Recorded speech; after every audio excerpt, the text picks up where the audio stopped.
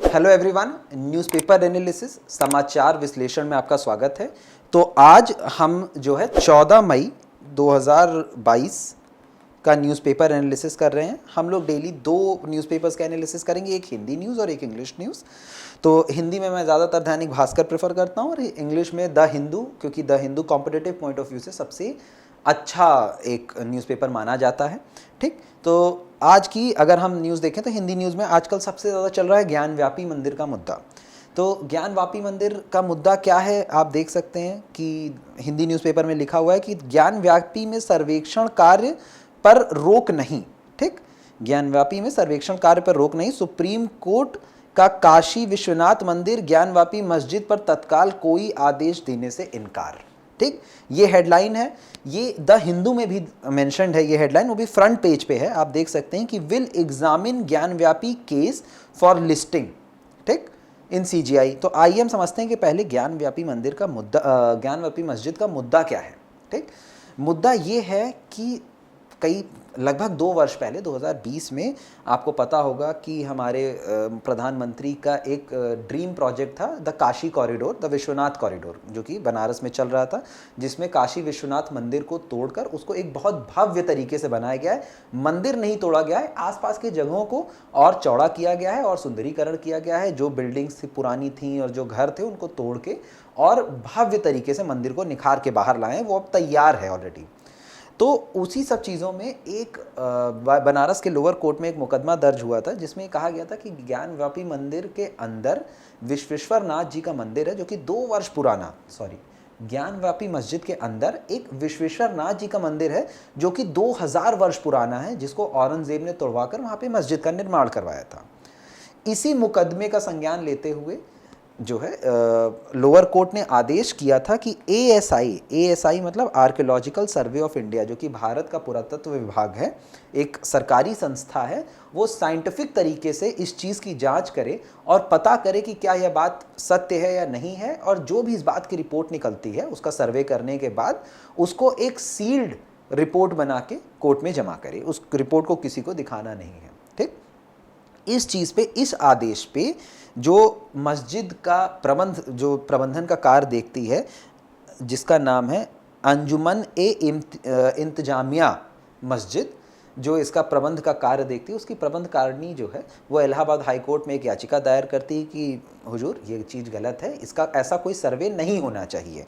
ठीक, तो 21 अप्रैल को यह आदेश खारिज कर दिया जाता है इलाहाबाद हाई कोर्ट द्वारा, और 13 मई यानी कि कल 13 मई को डेट तय की गई कि एएसआई 13 मई से अपना सर्वेक्षण का कार्य शुरू करे। इसी आनन फानन में यह जो प्रबंध समिति है यह सुप्रीम कोर्ट के पास जाती है और सुप्रीम कोर्ट से इस पे रोक लगाने की तुरंत मांग करती है। तो इस पे जो कल मतलब एक वो आया है कि सुप्रीम कोर्ट ने अभी तुरंत तत्काल कोई आदेश देने से इनकार कर दिया है। उन्होंने कहा है, आप नीचे द हिंदू में देखें तो उसमें क्लियर कहा गया है कि जो चीफ जस्टिस ऑफ इंडिया हैं इस टाइम, एनवी रमन्ना साहब, उन्होंने फ्राइडे को ये चीज़ कही है कि मैं इस केस के बारे में कुछ नहीं जानता हूं, तो मैं तुरंत इस पर कोई आदेश नहीं दे सकता हूं। पहले मैं इस केस के बारे में सुनूंगा, जानूंगा और तब इसकी लिस्टिंग करवाऊंगा। लिस्टिंग का क्या मतलब होता है? केस को दर्ज करवाऊंगा। जब कोई भी केस हाई कोर्ट या सुप्रीम कोर्ट के पास पहुंचता है तो पहले उस केस की तथ्यता को जांचा जाता है कि क्या यह केस सुनने लायक है या नहीं है। जब यह चीज़ कोर्ट समझ लेती है कि हाँ ये सुनने लायक है, उसके सारे तथ्यों को जान लेती है, तब उसकी लिस्टिंग होती है, मतलब वो सुनने योग्य होता है, तो उसको सूचीबद्ध करके सूची में लगाया जाता है। तो इस पे जो भारत के चीफ जस्टिस हैं एनवी रमन्ना साहब ने कहा है कि फ्राइडे को ये चीज़ कही है कि मैं पहले सारी चीज़ों को एग्जामिन करूँगा और तब इसको लिस्टिंग के लिए कंसिडर करूँगा। मैं बिना जाने समझे कोई इस पे डिसीजन तुरंत नहीं दूंगा, जैसा कि ऊपर कहा गया है कि तत्काल कोई आदेश देने से इनकार कर दिया गया है। तो इस टाइम ज्ञानव्यापी के मामले में ये चीज़ें चल रही हैं, जो कि 14 तारीख की एक इम्पॉर्टेंट खबर है। आगे चलते हैं, एक देश विदेश के पॉइंट ऑफ व्यू से बहुत इंपॉर्टेंट खबर है कि ISRO test boosters for Gaganyaan. Gaganyaan के बारे में आप लोगों को मैं बता दूं, ये बहुत एक इम्पॉर्टेंट टॉपिक है गगनयान। प्रधानमंत्री श्री नरेंद्र मोदी जी ने, ठीक, पीएम ने हमारे 15 अगस्त 2018 को अपनी इंडिपेंडेंस डे स्पीच में इस चीज़ का अनाउंस किया था कि इंडिया जो है 3 अपने एस्ट्रोनॉट्स को, ठीक, जो कि सॉरी एस्ट्रोनॉट्स ये एक इंग्लिश टर्म है, इसको यूएस और नासा ये लोग प्रयोग करते हैं। भारत में इनको व्योम नॉट्स कहा जाता है, ठीक। व्योम, व्योम का मतलब होता है स्काई, आसमान, तो व्योम नॉट्स कहा जाता है। अपने 3 व्योम नॉट्स, जिसमें कि 2 आदमी होंगे और 1 औरत होगी, एक वुमेन होगी, ये 3 एस्ट्रोनॉट्स को स्पेस में भेजा जाएगा, ठीक। इन लोगों को स्पेस में भेजा जाएगा इस गगनयान में बैठा के, ठीक। अब अगर हम जानें कि देखिए, पहले आप सब लोगों को शायद पता होगा कि पहले एस्ट्रोनॉट जो कि स्पेस में गए थे उनका नाम था राकेश शर्मा, ठीक। राकेश शर्मा जी ऑलरेडी स्पेस में जा चुके हैं। आप लोगों ने सुना होगा कि जब इंदिरा गांधी जी ने उस टाइम की प्रधानमंत्री थी और राकेश शर्मा जी से पूछा कि आप आसमान में हैं, वहाँ से आपको भारत कैसा दिखता है, तो उन्होंने कहा था कि मैडम, सारे जहाँ से अच्छा हिंदुस्तान हमारा, ठीक। तो जब राकेश शर्मा ऑलरेडी जा चुके हैं स्पेस में, सुनीता विलियम्स जा चुकी हैं, कल्पना चावला जा चुकी हैं, ये सब लोग जा चुके हैं, तो इस प्रोजेक्ट को पहला क्यों कहा जा रहा है कि पहली बार भारत भेज रहा है अपने एस्ट्रोनॉट्स? क्योंकि राकेश शर्मा जी रशिया के उसमें गए थे, रशियन स्पेस क्राफ्ट में गए थे, ठीक। और कल्पना चावला और सुनीता विलियम जी यूएसए नासा के स्पेस क्राफ्ट में गए थे। भारत से आज तक कोई ऐसा मैन्ड स्पेस क्राफ्ट स्पेस में नहीं गया, ठीक। यह गगनयान पहला स्पेस क्राफ्ट होगा जो भारत द्वारा निर्माण किया गया हो जिसका, और भारतीयों को बैठा के अर्थ के लोअर ऑर्बिट में लेके जा रहा है, मतलब स्पेस में लेके जा रहा है, ठीक। ये फर्स्ट है। अभी तक कितनी कंट्रीज ले जा चुकी हैं? अभी तक सिर्फ सबसे पहली यूएसए है जो कि ले गई थी, फिर आपकी रशिया है, फिर चाइना है। यही 3 कंट्री अभी तक स्पेस में जा चुकी हैं जिसके लोग वह अपने लोगों को बैठा के स्पेस में ले जाते हैं, ठीक। NASA, Russia, Russian inter space Cosmos करके है, चाइना, ये 3 कंट्री। अगर भारत ऐसा करने में कामयाब हो जाता है तो भारत चौथी ऐसी कंट्री होगी जो कि अपने साइंटिस्ट को, अपने एस्ट्रोनॉट्स को, अपने व्योमनॉट्स को स्पेस में ले जाती है, ठीक। तो आइए अब हम फिर से न्यूज़ पे आते हैं कि आखिर न्यूज़ में, हाँ, ये भी देख लीजिए कि कैसे होगा। 16 मिनट लगेगा लॉन्च होने के बाद। ये श्रीहरिकोटा जो कि आंध्र प्रदेश में है, वहाँ से GSLV मार्क 3, GSLV मार्क 3 ये रॉकेट का नाम है, ठीक। ये स्पेस हाँ, ये रॉकेट का नाम है जो कि लेके इनको स्पेस में जाएगा।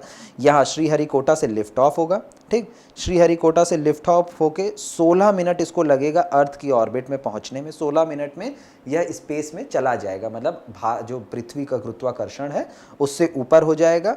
फिर ये 5 से 7 दिन तक वह पूरे पृथ्वी का चक्कर मारता रहेगा स्पेस में। 5 से 7 दिन के लिए पृथ्वी का चक्कर मारेगा। फिर धीरे धीरे धीरे धीरे यहाँ पे गुजरात के पास अरेबियन सी में आके ये लैंड हो जाएगा, ठीक है। डीबूस्ट होना शुरू होगा और फिर लैंड हो जाएगा, ठीक। गुजरात के पास अरेबियन सी में ये चीज़ लैंड हो जाएगी।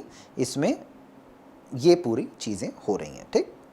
आइए अब हम अपनी न्यूज़ को, हाँ, अब ये गगनयान दिखेगा कैसे? देखिए, गगनयान कुछ कुछ ऐसा दिखेगा, ठीक। इसमें एक क्रू मॉड्यूल होगा और एक सर्विस मॉड्यूल होगा। क्रू मॉड्यूल में यहीं पे, यही वो जगह है जहाँ पे 3 हमारे व्योमनॉट्स बैठेंगे, ठीक, 3 व्योमनॉट्स। और ये आप कह सकते हैं कि ये इंजन होगा जिसमें से यहाँ से आग निकलेगी और ये उसको आगे की तरफ पुश करने का काम करेगा, ठीक है।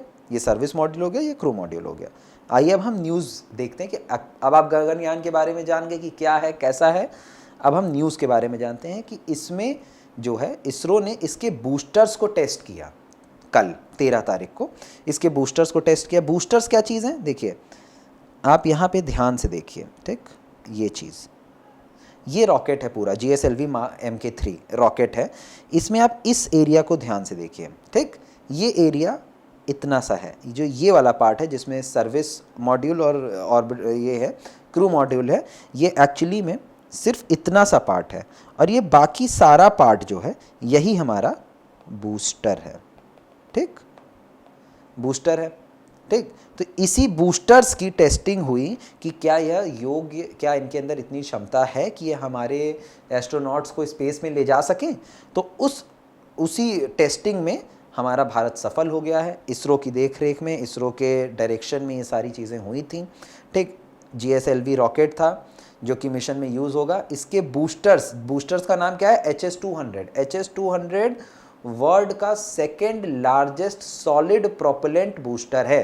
ठीक, दूसरा सबसे बड़ा सॉलिड प्रोपेलेंट। प्रोपेलेंट का क्या मतलब है? प्रोपेलेंट का मतलब होता है फ्यूल, फ्यूल। ठीक, फ्यूल, ईंधन। ये एक्चुअली में एग्जैक्टली फ्यूल नहीं होता है, ये फ्यूल प्लस केमिकल्स का एक मिक्सचर होता है जो कि सॉलिड मतलब सख्त होता है, कड़ा होता है, लिक्विड मतलब जैसे सॉलिड, लिक्विड और केमिकल, तीन टाइप के प्रोपेलेंट होते हैं। ठीक, तो ये सॉलिड प्रोपेलेंट है और ये HS-200 जो बूस्टर्स हैं ये सॉलिड प्रोपेलेंट का प्रयोग करते हैं। ठीक, जैसा मैंने बताया, इंडियन स्पेस रिसर्च ऑर्गेनाइजेशन एक एजेंसी है, सरकारी एजेंसी है जो कि स्पेस, अंतरिक्ष से रिलेटेड हर एक चीज़ का डिस्कवरी, उसका रिसर्च और सारे रिलेटेड सारे काम करते हैं। उन्होंने ये टेस्ट कैरी आउट किया था। HS-200 solid rocket booster. Solid rocket क्यों कहा गया? क्योंकि ये सॉलिड प्रोपेलेंट का यूज़ करता है और इन्होंने गगनयान के इन बूस्टर्स का जो है टेस्टिंग की है। टेस्टिंग कहाँ हुई है? Satish Dhawan space centre, Sriharikota. श्रीहरिकोटा कहाँ है? आंध्र प्रदेश में है। ठीक, श्रीहरिकोटा कहाँ है? आंध्र प्रदेश में एक जगह है, वहाँ पे इसकी फ्राइडे को टेस्टिंग की गई सतीश धवन स्पेस सेंटर में। ठीक, ये रॉकेट डिज़ाइन और डेवलप कहाँ हुआ था? ये boosters Vikram Sarabhai space centre में। विक्रम साराभाई स्पेस सेंटर कहाँ है? तिरुवनंतपुरम में। वहाँ पे ये रॉकेट की टेस्टिंग हुई थी। रॉकेट की टेस्टिंग के बाद जो है इसको चेक किया गया। HS-200 बूस्टर ये ह्यूमन रेटेड है। ह्यूमन रेटेड का क्या मतलब है? कि इसमें इंसान बैठ के स्पेस में जाएंगे, इस वजह से इसकी रेटिंग मतलब इस तरह से इसको बनाया गया है कि इंसानों को कोई खतरा ना हो। ठीक है, क्लियर है। गगनयान, इसमें 2 HS-200 बूस्टर्स लगाए गए हैं हमारे गगनयान में, जो कि सप्लाई करेगा थ्रस्ट ऑफ इसको ऊपर उठाने के लिए।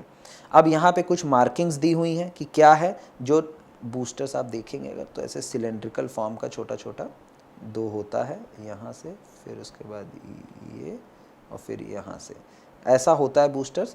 तो ये बूस्टर्स टोटल 20 मीटर की इसकी हाइट है और 3.2 मीटर इसका डायमीटर है। डायमीटर मतलब चौड़ाई, एक तरह से कह सकते हैं सिलेंडर का जो डायमीटर होता है वो इसकी। और ये दुनिया का सेकेंड लार्जेस्ट ऑपरेशनल बूस्टर्स है सॉलिड प्रोपेलेंट का प्रयोग करके। सॉलिड प्रोपेलेंट मतलब फ्यूल का प्रयोग करके। 700 पैरामीटर्स मतलब 700 बिंदुओं पे इसका टेस्ट किया गया है, अलग अलग सिचुएशंस में रख के 700 तरह के बिंदुओं पे इसका मानकों से इसकी टेस्टिंग की गई है और सब कुछ नॉर्मल निकला है। ठीक, हम टेस्टिंग में पास हो गए हैं। इसमें 203 टन सॉलिड प्रोपेलेंट का प्रयोग किया गया था। 203 टन सॉलिड प्रोपेलेंट इसमें भरा गया था HS बूस्टर्स में। इतना लोड लेके इसको 135 सेकेंड के लिए टेस्टिंग की गई थी, इतना लोड इस पर रख के। ठीक, यहाँ पे कौन कौन प्रेजेंट था? इसरो के चेयरमैन S सोमनाथ जी प्रेजेंट थे वहाँ पे, और VSCC मतलब विक्रम साराभाई स्पेस सेंटर के डायरेक्टर S यूनिकृष्णन नायर, ये दोनों लोग प्रेजेंट थे। और इनका जो स्टेटमेंट आया, इनका कहना है कि ये भारत के लिए एक बहुत बड़ा माइलस्टोन है। माइलस्टोन मतलब एक वो पड़ाव है जो कि बहुत मतलब ये बहुत प्रेस्टिजियस और गर्ववान करने वाली बात है भारत के लिए कि हम लोग ह्यूमन स्पेस रिसर्च में इतना आगे बढ़ रहे हैं। ठीक, यहाँ तक क्लियर है।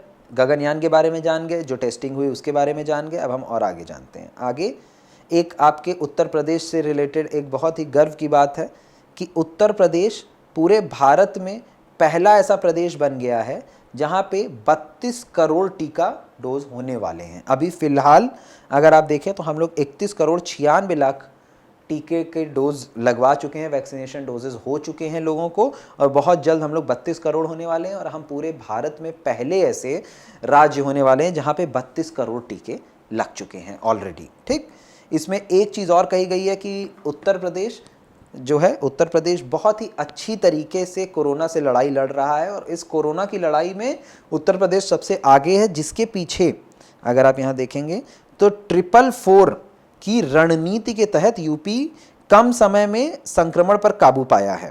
ठीक, ये 444 क्या चीज़ है? 444 क्या चीज़ है? 444 में आप देखेंगे कि क्या कौन कौन सी चीज़ें आई हैं। एग्रेसिव टेस्टिंग, इस रणनीति के तहत एग्रेसिव टेस्टिंग चल रही है। एग्रेसिव टेस्टिंग मतलब बहुत तेज़ी से टेस्टिंग चल रही है, बहुत ज़्यादा टेस्टिंग किए जा रहे हैं। किसी को छोटी सी छोटी बीमारी में भी उसको टेस्ट किया जा रहा है कि कहीं इनको कोरोना तो नहीं है, कहीं किसी को कोरोना का संक्रमण तो नहीं है।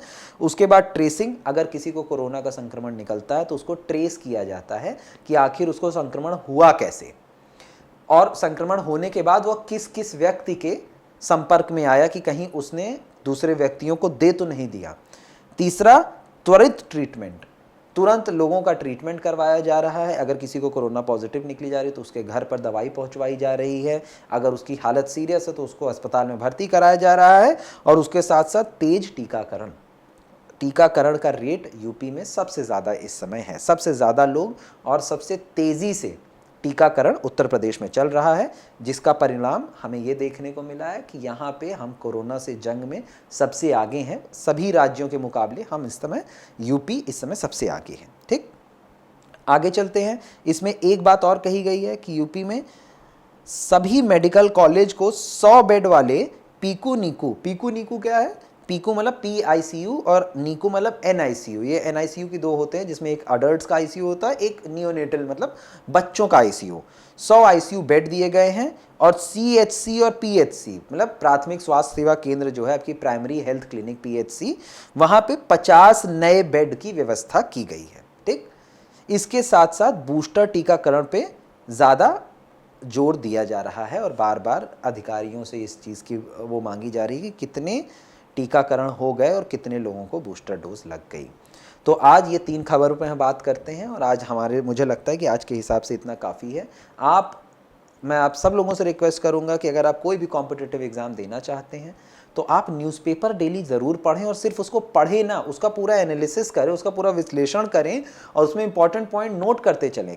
क्योंकि आप एक चीज़ को हमेशा ध्यान रखिए, एग्ज़ाम में कभी आपको खबर से बात नहीं पूछेगा, सवाल नहीं पूछेगा, उनकी डिटेल से सवाल पूछेगा। उनकी डिटेल से कि कौन सा ऐसा पहला राज्य है जिसने 32 करोड़ टीकाकरण को अचीव किया। उत्तर प्रदेश को सबसे ज़्यादा टीकाकरण सबसे पहले कहाँ हुआ? उत्तर प्रदेश। इस तरह से घुमा फिरा के, जैसे आप ऊपर देखिए इसरो वाला जो पार्ट है, इसमें ये पूछेगा कि बूस्टर गगनयान के बूस्टर रॉकेट का नाम क्या है? HS-200। ठीक, HS-200 बूस्टर्स हैं। इस तरह से पूछेगा HS-200 बूस्टर्स की हाइट क्या है, उसकी डायमीटर क्या है, वो बहुत स्पेसिफिक सवाल पूछा जाएगा। तो सिर्फ न्यूज़पेपर पढ़ने से नहीं होगा, आपको उसका पूरा एनालिसिस करना पड़ेगा, नोट्स तैयार करने पड़ेंगे। अगर आप हमारे साथ इसी तरह जुड़े रहेंगे तो हम लोग हर रोज़ इसी तरह न्यूज़पेपर का एनालिसिस करके, उसका वीडियो फॉर्म करके, इस पूरी चीज़ों का PDF फॉर्म करके आपको देते जाएंगे। आप लोग उसको पढ़ते रहिए, धीरे धीरे हर एक चीज़ ट्रैक पे आ जाएगी। तो अगर आप इसी तरह और न्यूज़पेपर के एनालिसिस को देखना चाहते हैं तो आप हमारे चैनल को सब्सक्राइब कर लीजिए अगर अभी तक नहीं किया है, क्योंकि बहुत से लोग हैं जो कि वीडियो तो देख रहे हैं पर सब्सक्राइब नहीं कर रहे हैं। अगर आपको किसी चीज़ में कुछ ना समझ में आ रहा हो या वीडियो में किसी प्रकार का बदलाव चाहते हो तो नीचे कमेंट करके हमें बताइए कि सर मुझे ये चीज़ें नहीं समझ में आ रही हैं, मुझे लगता है कि आपके हिसाब से और किस तरह से चीज़ों को और बेहतर बनाया जा सकता है, आप हमें बताइए। हम उस पर और ध्यान देंगे और चीज़ों को बेहतर करेंगे और अलग अलग चीज़ें आपके लिए लेके आएंगे। तो मुझे लगता है अभी के लिए इतना पर्याप्त है। अब नेक्स्ट वीडियो में हम लोग अगले दिन का न्यूज़ लेके आएंगे आपके पास। ठीक, अब आप 15 मई की न्यूज़ के लिए इसी तरह हमारे साथ बने रहिए, जुड़े रहिए। Thank you very much.